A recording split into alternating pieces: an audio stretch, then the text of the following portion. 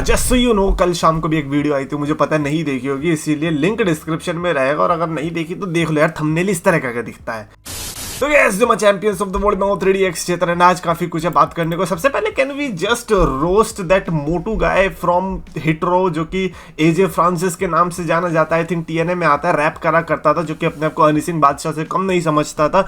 वो बंदा, उसको जब पूछा गया कि भाई जॉन सीना ज्यादा बेटर रेसलर रैपर है या फिर एजे फ्रांसिस, तो वो कहता है कि मैं ही सबसे बढ़िया हूँ। लास्ट टाइम जब मैंने रैप करने की कोशिश करी थी जॉन सीना से, तो उसने मेरे को कहा था कि भाई अब उसके ये दिन चले गए हैं, अब यही है मोटू जो सबसे अच्छा रैपर है। अच्छा भाई, अगर तुम जॉन सीना से वाकिफ नहीं हो तो तुम्हें पता होगा कि अगर आप, जो कि एक नौसिखिया हो रेसलिंग के अंदर, मैं मोटे उस तेरी ही बात कर रहा हूँ जो कि हिटरो में था, अगर आप रेसलिंग के बारे में भी पूछोगे ना तो भी जॉन सीना यही बोलेगा कि तू ही बढ़िया है, क्योंकि John Cena is that nice. वो तेरी तरह नहीं है भाई। क्या मोटा भाई, कहाँ से क्या ही बोलूं भाई, ये बॉच करने के बाद भी इतना एटीट्यूड कैसे आता है यार भाई, मैं नहीं समझ सकता। बट एनीवे, सबसे पहले भाई let's talk about this for a second. Raw Netflix के बारे में हम बात करते करते थक नहीं रहे, बट यार एक तरीके से देखा जाए तो बहुत लाइक अजीब बात नहीं है कि हम रॉ के जो अभी वाला नेटवर्क है उसके बारे में तो बात ही नहीं कर रहे हैं। यूएसए नेटवर्क पे आ रही है, और अपेरेंटली जो उनका लास्ट रॉ का एपिसोड होने वाला है यूएसए नेटवर्क पर, उसको बहुत अच्छा बनाने की कोशिश कर रही है। और मैं वही सोच रहा हूँ यार, हमने फर्स्ट एपिसोड तो सोच लिया, हमने तो ये सोचा ही नहीं कि फेयरवेल एपिसोड भी तो तगड़े होते हैं। और WWE अपेरेंटली फेयरवेल एपिसोड भी मेमोरेबल बनाने का सोच रही है। अब मेमोरेबल कितना मेमोरेबल और किस तरीके से मेमोरेबल बनाने की सोच रही है वो तो खैर हमें पता नहीं चल रहा है, बट लाइक अगर आप हमें अच्छे अच्छे मैचेस देने को रेडी हो, फॉर एग्जांपल CM पंक का मैच या फिर सेथ रॉलिंस का मैच, सेथ रॉलिंस तो खैर लड़ी लेता है, बट जॉन सीना आ गया या रोमन रेंस आ गया, I have no problem with that. But हाँ यार, ये दिमाग में कभी आया ही नहीं यार कि फेयरवेल भी तो है, तो यानी कि एक और स्पेशल रॉ हम एक्सपेक्ट कर सकते हैं। Damn bro. अच्छा, ट्रिपल एच ने रिसेंटली एक चीज बताई सेथ रॉलिंस के बारे में। उसने बताया कि जब पूरी जो द शील्ड है उसके अंदर ऐसा क्या हुआ जिसकी वजह से रोमन रेंस बना, इतना लेजेंडरी बना। तो उसमें उन्होंने एक चीज बताई कि यार जो सेथ रॉलिंस का अटैक था ना रोमन रेंस पे, उसने सेथ रॉलिंस को एक टॉप स्टार बनाया, तो उसने लेजेंडरी उसका करियर बनाया, तो लेकिन उसी के साथ साथ उसी चेयर शॉट के बाद से रोमन रेंस का करियर भी लेजेंडरी बना। और मैं डेफिनेटली ट्रिपल एच की बात से अग्री करना चाहूंगा। ये कहना अजीब है कि अब देखो, क्योंकि जो चीज हो जाती है फिर उसके बेस पे ही हम कह सकते हैं। अब हमेशा ये नहीं कह सकते कि यार ऐसा नहीं हुआ होता तो भी तो ऐसा होता। We don't know yet. Like वो मोमेंट ऐसा था कि उसमें तीनों के तीनों बंदे स्टार बन गए थे। ट्रिपल एच डीन एम्ब्रोस का तो नाम ऑब्वियसली नहीं लेना चाहेंगे, और बनता भी नहीं है, क्योंकि आई डोंट थिंक सो कि डीन एम्ब्रोस का उतना लेजेंडरी करियर रहा है WWE के अंदर जितना सेथ और रोमन रेंस का रहा, फॉर ऑब्वियस रीजंस, है ना।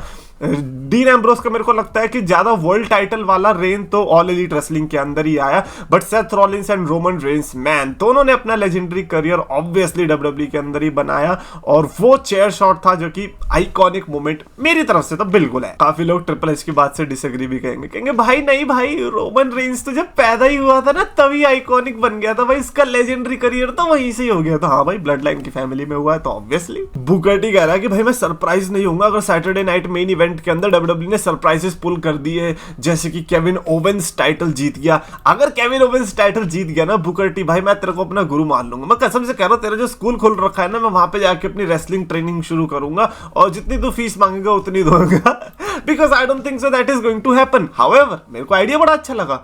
मेरे को आपका जो दिल की अंदर की भावना है वो मेरे को बड़ी अच्छी लगी। आपका कहना सही था कि केविन ओवेंस ने इतनी मेहनत करी है, like he deserves to be in that position, मैं बिल्कुल मानता हूं। लेकिन केविन ओवेंस को अब देखो तो सही, अब उसका ट्रैक रिकॉर्ड देखो तो सही। चैंपियनशिप के मामले में सबसे नल्ला ट्रैक रिकॉर्ड बेचारे केविन ओवेंस का ही है। एक बार टाइटल जीती थी बेचारे ने 15, 18, 20 साल पहले, और आज तक बेचारे के पास टाइटल नहीं है। वर्ल्ड चैंपियनशिप की मैं बात कर रहा हूँ, इतनी बुरी हालत हो रखी है केविन ओवेंस की। So yeah Booker T, as much as I want to agree with your opinion, I don't think so it is happening. So yeah, let's see what happens at Saturday night main event, specially तब जब Cody Rhodes की favourite championship आ रही है। अच्छा, favourite तो लग रहा है हैंगमैन पेज का लोगन पॉल बन गया। कल एक ट्वीट आता है रैंडमली और उसमें लिखा था, I hope the next person they give half of my move set two is at least kind of cool. यहां पर लोगन पॉल की बात हो रही है, का सबको पता है क्योंकि लोगन पॉल के जो मूव सेट है वो हैंगमैन पेज जैसे दिखते हैं। तो बेसिकली हैंगमैन का ये कहना है कि लाइक लोगन पॉल ने मूव चुराया है, तो अगली बार अगर वो किसी को मेरा मूव सेट देंगे तो एटलीस्ट वो ऐसा बंदा होना चाहिए जो कि कूल हो। अब ये रैंडमली 12 दिसंबर को ट्वीट आ रहा है, नो रीजन, लोगन पॉल लड़ भी नहीं रहा है। ऐसा होता है ना कि या तो समर स्लैम में मैच हो रहा है लोगन पॉल का, उसके बाद ट्वीट आ रहा है, ऐसा लग रहा है हैंगमैन पेज चल ही 50 साल पुराना रहा है कि भैया अब इसको अकल आई है कि अरे लोगन पॉल के बारे में भी कुछ लिख ही देता हूँ। भाई क्या रैंडमली है, जबरदस्ती। बट हाँ, आई एग्री विद दैट कि अगर किसी का मूव सेट लेना ही है तो फिर वो कूल होना चाहिए, but at the same time आपको भी तो फिर उतना कूल होना पड़ेगा ना। आई पर्सनली फील लाइक कि मैं हैंगमैन और लोगन पॉल में से अगर मेरे को मैच देखने को बोलो तो मैं आई थिंक लोगन पॉल का ही प्रेफर करूंगा। वो अलग बात है कि रिसेंटली हैंगमैन पेज ने भी काफी अच्छी इंप्रूवमेंट करी है, बट फिर भी अगर इन दोनों में से मेरे को कंपेयर करना हो तो मैं लोगन पॉल ही देखना चाहूंगा, क्योंकि भाई इसकी कॉकीनेस अलग ही लेवल पे है यार। पॉल हेमन की बेइज्जती कर दी। पॉल हेमन को कह रहे एल ले लिया, पॉल हेमन का पहला बेकार टेक, ये वो, क्योंकि पॉल हेमन ने कर दी कोडी रोड्स की तारीफ कर दी इसकी, तो ऐसी नहीं, जस्ट किडिंग। पॉल हेमन ने बोला कि अगर तुम कोडी रोड्स को उसके फ्लावर्स नहीं दे भैया बगीचा बनाना चाह रहे हो डब्ल्यूडब्ल्यूई के अंदर, करना क्या चाह रहे हो? ये सेथ रॉलिंस और कोडी रोड्स के साथ ऑब्सेशन क्या है लोगों की? अरे फूल दे दे के मारना चाह रहे हैं? हम क्या फूल है जो उन्हें फूल दे दे यार? हर कोई आता है मुंह उठा के सेथ रॉलिंस को फूल दो, हर कोई आता है कोडी रोड्स को फूल दो। अब कोडी रोड्स भी लिस्ट में जुड़ गया। अरे भैया क्यों दे भैया, हमारा फूल तो भैया हमारी। बट एनीवेज यार, कहता है कि that man has worked so hard so tirelessly, 52 हफ्ते उसने काम किया है और कहीं पर भी रुका नहीं, एक बार भी उसकी बुरी परफॉर्मेंस नहीं आई, एक बार भी उसको लैकलस्टर नहीं देखा, और अगर तुम उसको फुल नहीं दे सकते तो तुम सही से ध्यान ही नहीं दे रहे हो। ऐसी ठीक है फिर तो हम ध्यान नहीं दे रहे पॉल हेमन, हम आपकी बैड लिस्ट में आना मंजूर करते हैं, लेकिन भैया फूल क्यों दे? हम नहीं दे रहे। अच्छा, इस बात पे तो मैंने वैसे कल फूल दे दिए थे कि दैट इज कमेंडेबल, क्योंकि भाई 100 मैचेस तुम ऑलमोस्ट लड़ रहे हो अगर साल के, तो भाई that is very commendable, so heads off to Cody Rhodes. But उससे ज्यादा फूल नहीं देने वाला मैं, इतना ही है। इस बात पे अगर देना है तो इस बात पे तो मैं दे दूंगा, अदरवाइज स्टोरी लाइन टट्टी भाई, टट्टी खा लो भाई, मैं तो नहीं दे रहा। और ये कमेंट सेक्शन में क्या चलता रहता है, कोडी रोड्स के फैन कहां से आ गए? तुम कोडी रोड्स के फैंस कब से बन गए? इंडिया में ये है रूल कि या तो रोमन रेंस के फैंस होंगे या फिर कोई फैन होगा ही नहीं, या ब्रॉक लेसनर, जॉन सीना, चलो ठीक है। कोडी रोड्स के फैन कैसे पैदा हो रहे हैं मुझे ये बता दो बस, और कुछ नहीं जानना मेरे को, इसका लॉजिकल आंसर चाहिए मुझे अभी के अभी। ट्रिपल एच ने एक और चीज रिवील करी कि भाई उनके पास ना बहुत लंबी लिस्ट है सेलिब्रिटीज की जो कि रेसलमेनिया में आने वाली, क्योंकि वेगस में होने वाली है ना, तो लाइक वेन्यू वाइज भी देखा जाए तो इट मेक सेंस, और स्टोरी वाइज देखते हैं कि कौन कौन वहां पर जाएगा। और आई थिंक ट्रेविस स्कॉट जा सकता है क्योंकि उसका तो रॉ का थीम सॉन्ग ही होने वाला है। I think weekend finally perform कर सकता है।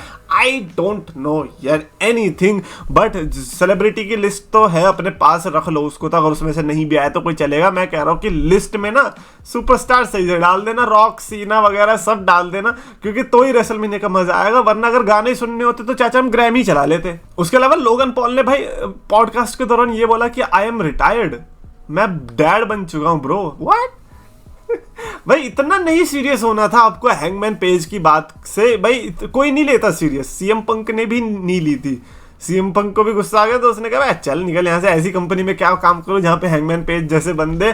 तो भाई लोगों को आप भी सीरियसली मत लो। अच्छा, ड्रू मैकिंटायर ने भाई फनी मीम डाला, क्योंकि मैकडोनल्ड्स और ये वर्कर्स जो होते हैं डिलीवरी बॉय, उसके मीम चला रहे हैं ये लोग, सुपरस्टार्स के ऊपर डला दे रहे हैं। तो ड्रू मैकिंटायर ने भी सैमी ज़ेन का डिलीवरी बॉय वाला मीम बना दिया उबर ईट्स का, और फिर लाइक देख लो 34,000 लाइक्स हैं, जिस पे मैंने भी बोल दिया कि भैया देखो यार जो कोई खाना देता ना उसकी ऐसे डिसरिस्पेक्ट नहीं करनी चाहिए। अगर आपको खाना पसंद आए तो बोलो, अगर खाना पसंद आए तो बोलो कि हाँ सैमी ज़ेन आपने जो खाना डिलीवरी किया वो बहुत अच्छा था। Anyways that's it for this video. Definitely comments में लिख के बताना कि क्यों हो तुम कोडी रोड्स के फैन यार।